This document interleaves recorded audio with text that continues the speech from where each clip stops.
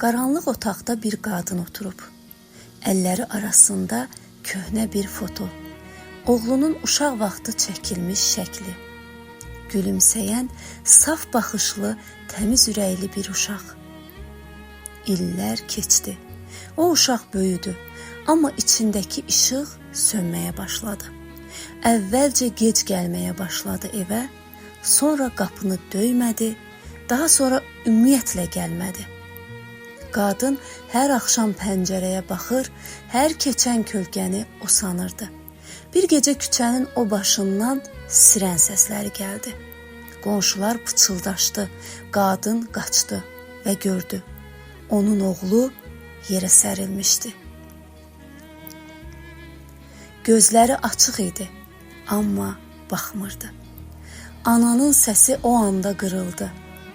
Dedim sənə, oğlum, o dostlar dost deyil. Dedim, bu yolun sonu yoxdur. Amma artıq gecidir. Narkotik bir ananı övladından, bir ailəni gələcəyindən məhrum etdi. Hər bir gənc bunu anlamalıdır. Ananın səsi səni qorumaq üçün gəlir, məhdudlaşdırmaq üçün yox. O səsi dinlə, çünki bir gün